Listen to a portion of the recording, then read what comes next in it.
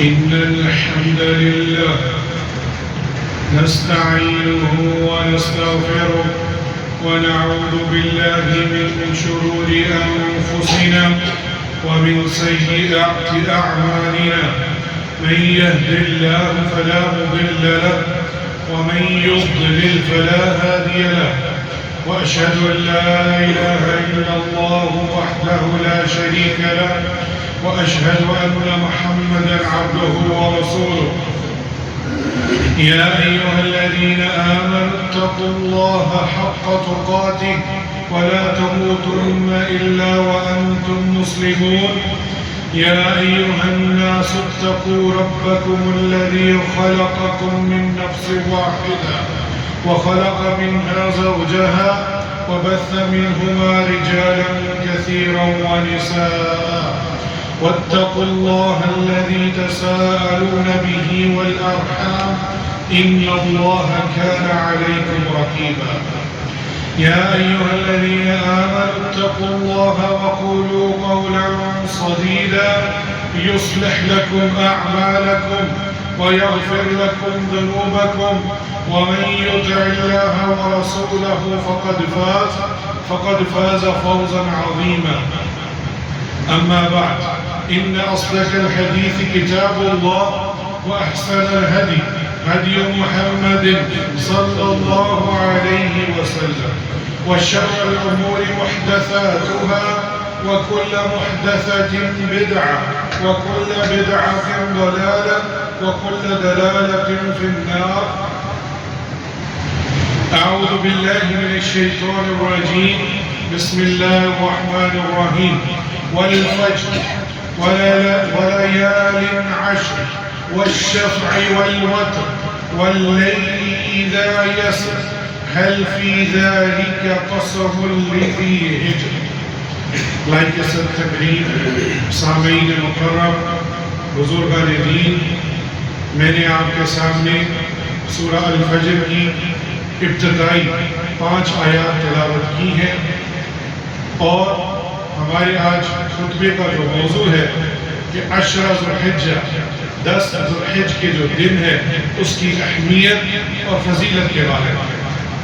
آج 25 ذو القعدہ 1446 ہجری ہے، اور یہ ہفتے کا سید الایام جمعہ مبارک کا دن ہے. اسلامی تاریخ جو میں ہر جمعے بیان کرتا ہوں اس کا مقصد ہے کیوں ہمارے دن و رات کاروبار کے معاملات عیسوی کیلنڈر کے ساتھ جڑے ہیں، اور ہم جو اسلامی تاریخ ہے اس سے منسلک نہیں ہے. تو یہ یاد دہانی ہے. اس کی وجہ یہ ہے کہ ہماری شریعت کے عبادات کے مہینے اور بہت سارے امور کا تعلق انہی مہینوں کے ساتھ ہے. حتیٰ کہ زکوٰۃ ادا کرنا وہ بھی اسلامی مہینے کا آپ کو پتہ ہونا چاہیے. اور آج 25 ذو القعدہ ہے. 4 یا 5 دن بعد اسلامی مہینہ یا تو 29 کا ہے یا 30 کا.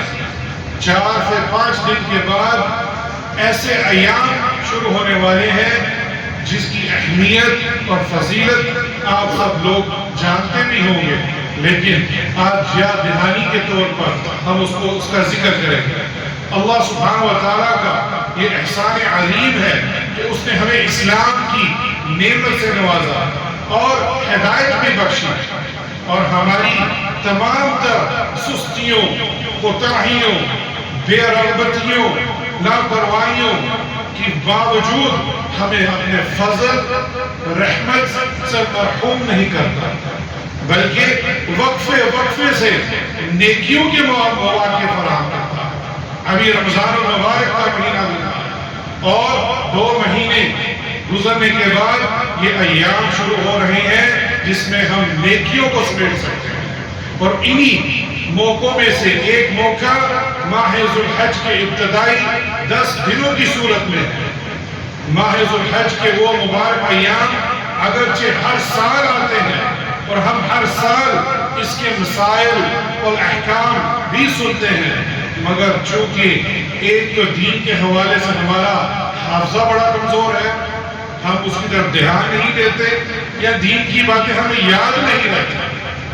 اور دوسرا یہ کہ وعظ اور تزکیہ اور ترغیب اور ترہیب سے ایک مسلمان کے دل میں نیکی کی رغبت پیدا ہوتی ہے، دین کی طرف میلان اور رجحان بڑھتا ہے، اور شوق عبادت کے جوش اور جنون میں اضافہ ہوتا ہے، جیسا کہ اللہ سبحانہ وتعالیٰ نے اپنے کلام مبارک میں ارشاد فرمایا وَذَكِّرْ فَإِنَّ الذِّكْرَىٰ تَنفَعُ الْمُؤْمِنِينَ۔ سورہ ذاریات کی آیت کہ آپ صلی اللہ علیہ وآلہ وسلم نصیحت کرتے رہے، کیونکہ نصیحت اہل ایمان کے لیے فائدہ مند ہے۔ اور اسی کو سامنے رکھتے ہوئے وَالْفَجْرِ، فجر کی قسم، اللہ سبحانہ وتعالیٰ اپنی تخلیق کی ہوئی مخلوق میں سے جب کسی کی قسم اٹھائے اس کی عزت اور تقریب بڑھ جاتی ہے، لیکن ہمیں صرف اور صرف قسم اٹھانی ہے اللہ سبحانہ وتعالیٰ کی۔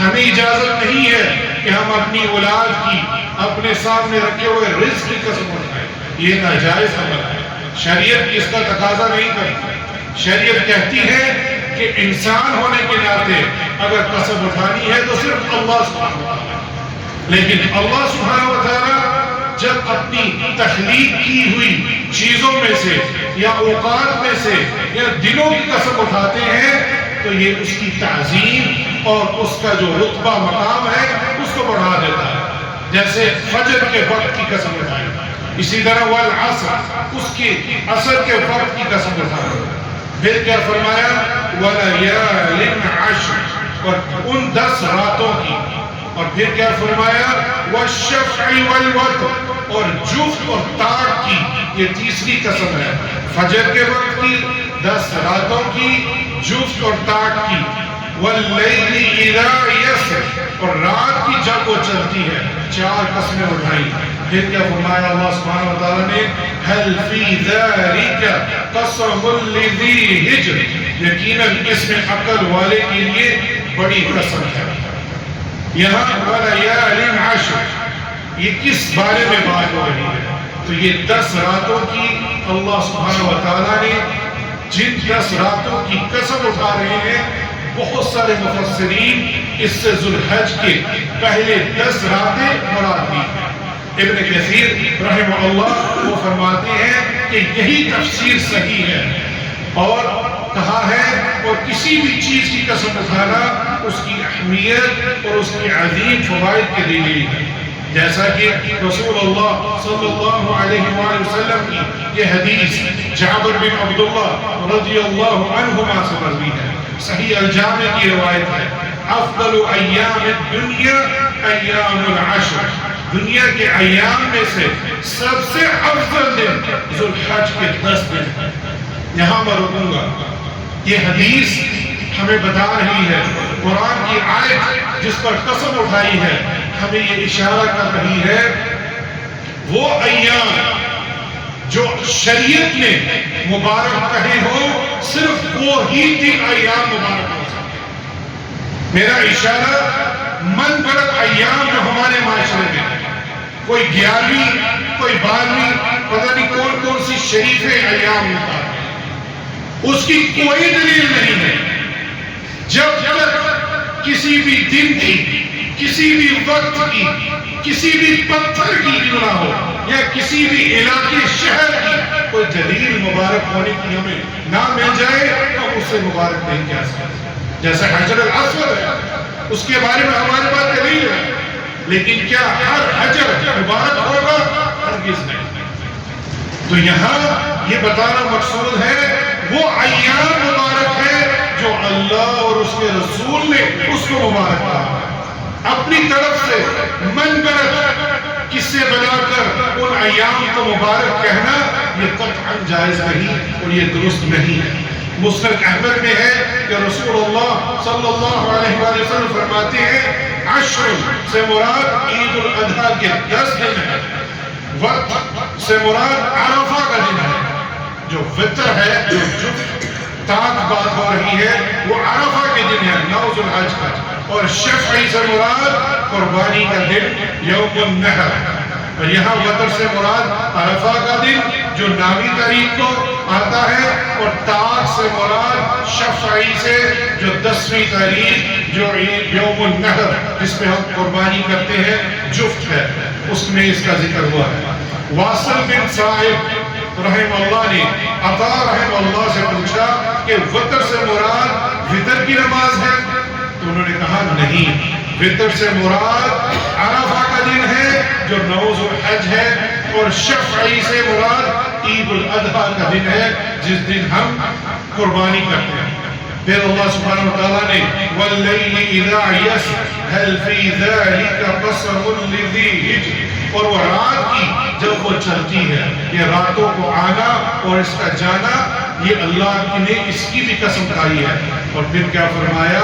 یقیناً اس میں عقل والوں کے لیے بہت ہی زیادہ قسم ہے۔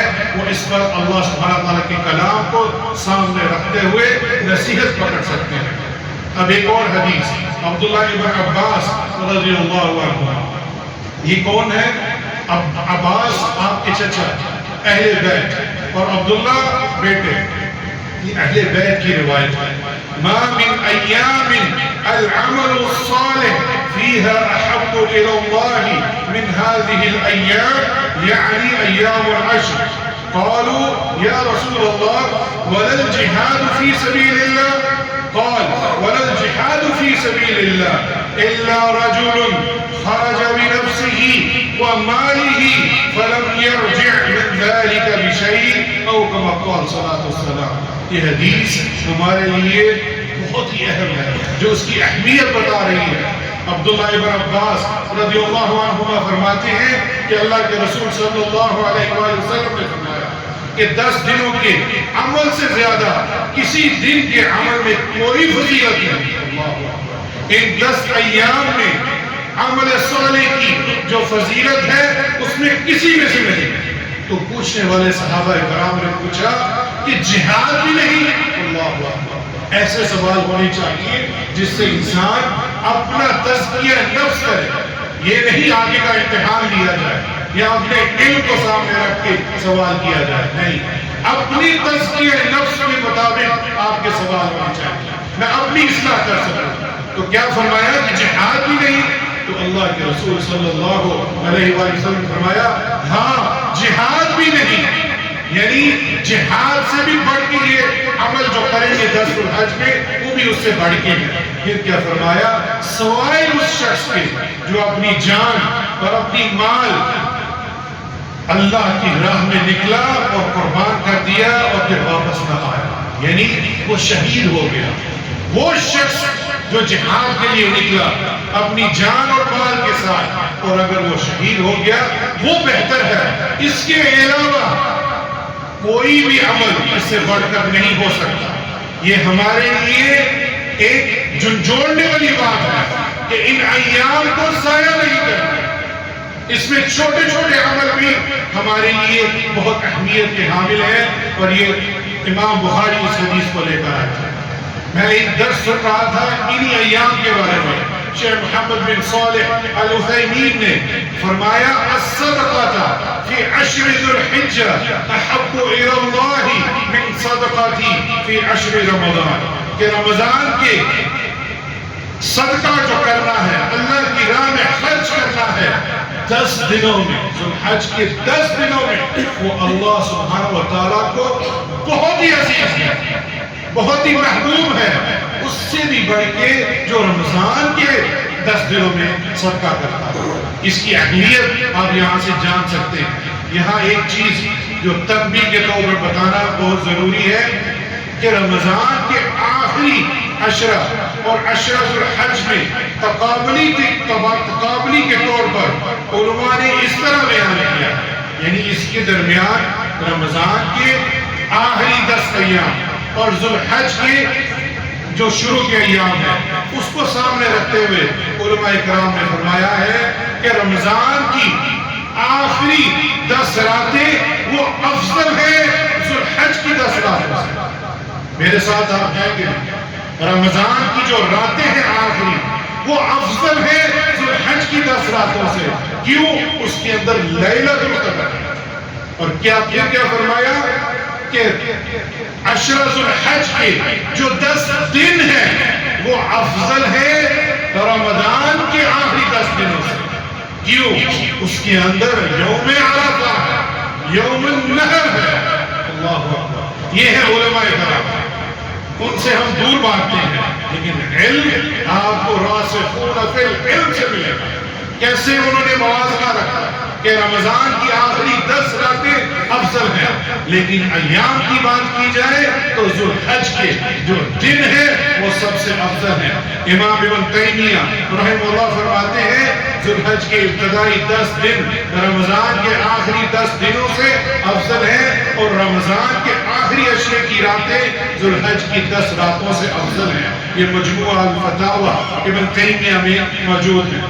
پھر عشرہ ذو الحج میں آنے والے عرفہ کے دن کی خاص فضیلت حضرت عائشہ رضی اللہ عنہ جو ہماری ماں ہے مومنین کی، وہ فرماتی ہے کہ بلا شبہ اللہ کے رسول صلی اللہ علیہ وآلہ وسلم نے فرمایا کوئی دن نہیں جس میں اللہ تعالیٰ عرفہ کے دن سے بڑھ کر بندوں کو آگ سے آزاد نہ فرماتا. یہ وہ دن ہے جو سب سے زیادہ لوگوں کو جہنم کی آگ سے بچانے والا دن ہے، اور وہ اپنے بندے کے قریب ہوتا ہے اور فرشتوں کے سامنے ان لوگوں کی بنا پر فخر کرتا ہے اور پوچھتا ہے کہ یہ لوگ کیا چاہتے ہیں، یہ کیوں آئے ہیں یہاں. یہ صحیح مسلم کی روایت ہے، اور اس کے فوائد اور مسائل میں، اس کی شرح میں علماء کرام نے لکھا ہے کہ عرفہ کے دن اللہ کی رحمت کا دن ہے، اسی لیے اس دن روزہ رکھنا مسنون ہے.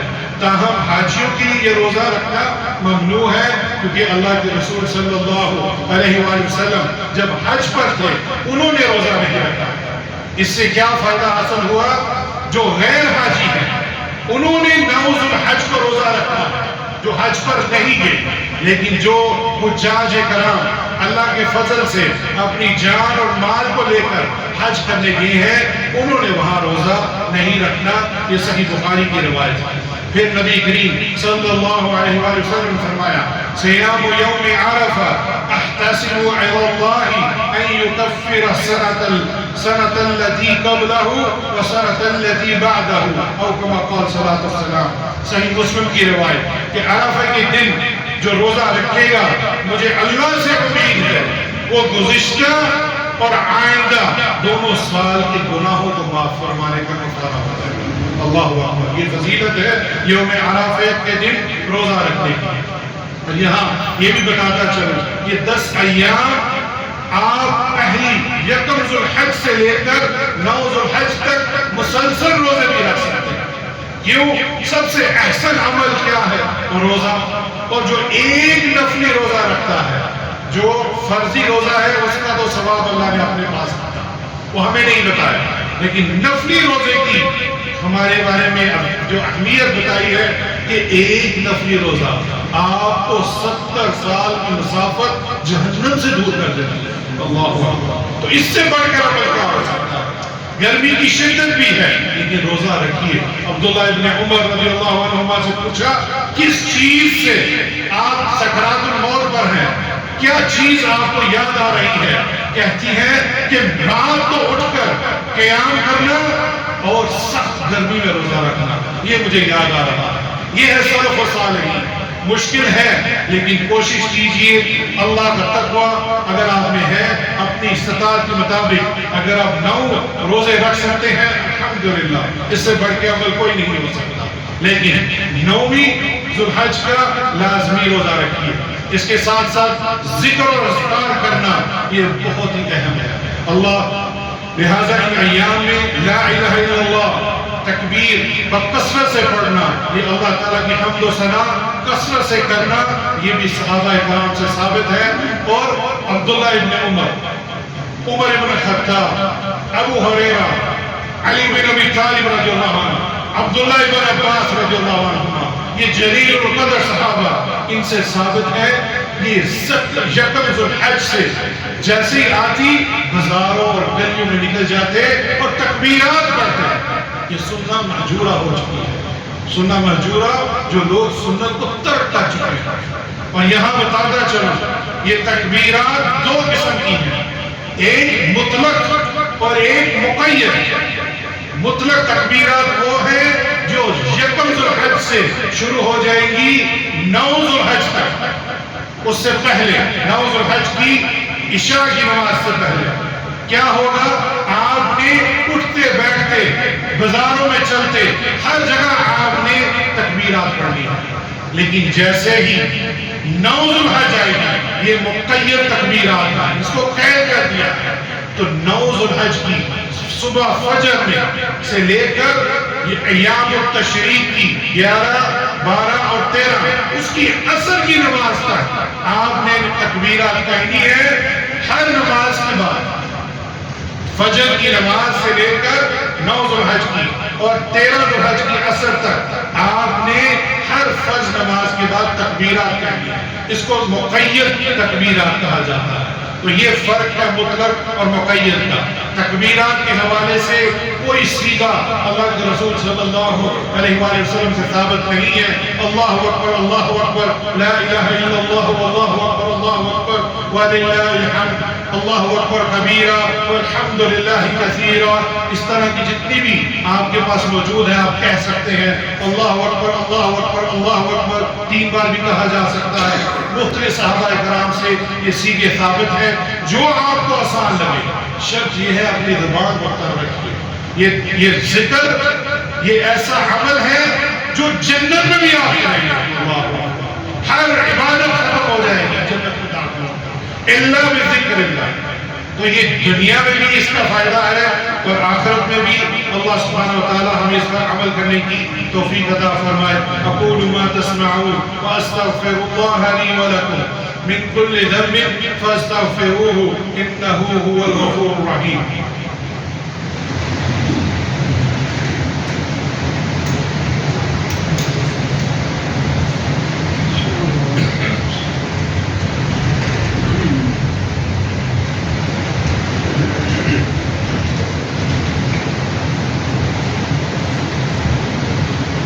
الحمدللہ والصلاة والسلام علی رسول اللہ، اما بعد۔ ان ایام میں روزہ رکھنا، تکبیرات کہنا، قرآن کریم کی تلاوت کرنا، یہ بھی سنت مہجورہ سی ہو گئی۔ واللہ ہم نے اس کو بھی ترک کر دیا۔ ہماری مساجدوں میں قرآن ہے پڑھنے والے کا۔ اپنے آپ کو ان ایام میں قرآن کے ساتھ منسلک کیجیے، ذکر اذکار میں منسلک کیجیے، صدقہ اور خیرات میں منسلک کیجیے۔ ہر وہ عمل جو اللہ اور اس کے رسول سے ثابت ہے اس کے ساتھ جڑ جائیے۔ ان ایام کو ضائع مت کیجیے۔ جس طرح ہمیں رمضان ملا ہے اور اگلے رمضان تک ہمیں نہیں معلوم، اسی طرح یہ ایام جو دنیا میں سب سے بڑے اور افضل ایام ہے، یہ ہمیں نہیں معلوم آئندہ آئیں گے کہ نہیں آئیں گے۔ ام سلمہ رضی اللہ عنہ بیان کرتی ہے کہ نبی کریم صلی اللہ علیہ وآلہ وسلم نے فرمایا، جب تم ذو الحج کا چاند دیکھ لو تو تم میں سے قربانی کرنے کا ارادہ رکھنے والا شخص اپنے بال اور ناخن نہ کاٹے۔ یہاں امام مسلم اس حدیث کو لے آئے ہیں کہ جب ذو الحج کا چاند نظر آ جائے تو جو شخص قربانی کرنے کا ارادہ رکھتا ہے اس کے لیے فرمایا ہے کہ وہ اپنے جسم سے بال، ناخن یا جلد نہ اکھاڑے، لیکن اس کے لیے نیا لباس پہننا، زیب و تن کرنا، اس میں کوئی حرج نہیں۔ یہ مشابہت ہے کن کے ساتھ؟ حاجیوں کے ساتھ۔ جو لوگ حجاج کرام ہیں انہوں نے تو احرام باندھنا ہے، پرفیوم کچھ نہیں لگانا، اپنے آپ کو زیب و تن نہیں کرنا اور ناخن، بال اور جلد بھی نہیں کاٹنی۔ ان کی مشابہت کے لیے یہ اللہ سبحانہ وتعالیٰ نے جو غیر حاجی ہیں ان کے لیے یہ حکم فرمایا ہے، اور بالخصوص جو قربانی کرنے جا رہا ہے۔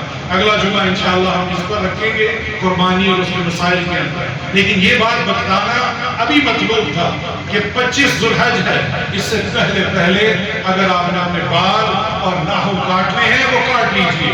زیر ناف بال جو غیر ضروری ہیں وہ بھی آپ کاٹ سکتے ہیں، لیکن جو قربانی کرنے کا ارادہ رکھتا ہے وہ یکم ذو الحج سے لے کر جب تک قربانی نہ کر لے اس وقت تک وہ اپنے بال اور ناخن نہ کاٹے۔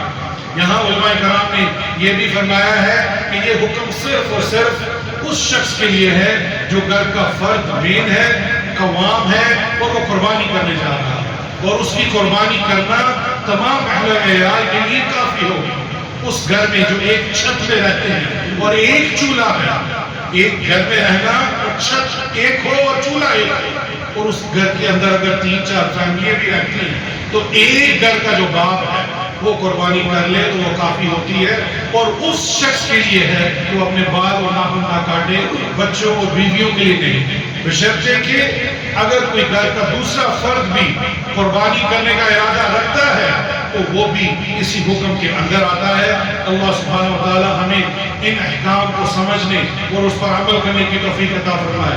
ان اللہ و ملائکتہ یصلون علی النبی یا ایھا الذین آمنوا صلوا علیہ وسلموا تسلیما۔ اللهم صل على محمد وعلى آل محمد كما صليت على إبراهيم وعلى آل إبراهيم إنك حميد مجيد۔ اللهم بارك على محمد وعلى آل محمد كما باركت على إبراهيم وعلى آل إبراهيم إنك حميد مجيد۔ اللہ سبحانہ وتعالی ہمیں ان ایام میں زیادہ سے زیادہ عبادت کرنے کی توفیق عطا فرمائے۔ یا اللہ ہمیں زندگی عطا فرما کہ ان ایام میں زیادہ سے زیادہ تیری عبادت کر سکیں، تیری توحید کی تکبیرات کو اجاگر کر سکیں، اور تیرے ساتھ ہم جڑ جائیں۔ توبہ اور استغفار کیجئے تاکہ ہم اپنے توبہ اور استغفار سے اللہ کی رحمت میں آ جائیں، اور اللہ سبحانہ وتعالی ہمارے والدین کو شفائے کاملہ اور عاجلہ عطا فرمائے۔ یا اللہ نے ایمان والی اور لمبی زندگی عطا فرما، اور جن کے والدین وفات پا چکے ہیں یا اللہ ان کی قبروں کو جنت کا باغ بنا دے۔ اللہم اغفر للمؤمنین والمؤمنات والمسلمین والمسلمات الاحیاء منہم والاموات۔ یا اللہ جو پریشان ہے ان کی پریشانیوں کو دور فرما، یا اللہ جو تکلیف میں ہے، ہسپتالوں میں ہے، یا اللہ کو شفائے کاملہ اور عاجلہ عطا فرما۔ یا اللہ ہماری اولاد کو نیک و صالح بنا۔ یا اللہ علماء کرام اٹھتے چلے جا رہے ہیں، علم ان کی وفات سے اٹھ رہا ہے۔ یا اللہ ہماری اولادوں میں سے علماء کرام بنا، یا اللہ انہیں حافظ قرآن بنا، یا اللہ انہیں محدث قرآن کی تفسیر پڑھنے والا بنا۔ اللہم انی اسألک رضاک والجنہ واعوذ بک سخطک من النار۔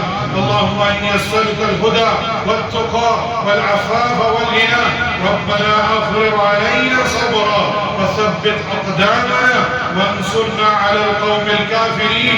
ربنا افرغ علينا صبرا وتوفنا مسلمين۔ اللهم اغفر لذنبي كله ودقه وجله وعوله وآخره وعلانيته وسره۔ اللهم انفعنا بما علمتنا وعلمنا ما ينفعنا وزدنا علما۔ ربنا آتنا في الدنيا حسنة وفي الآخرة حسنة وقنا عذاب النار۔ ربنا تقبل منا إنك أنت السميع العليم وتب علينا إنك أنت التواب الرحيم۔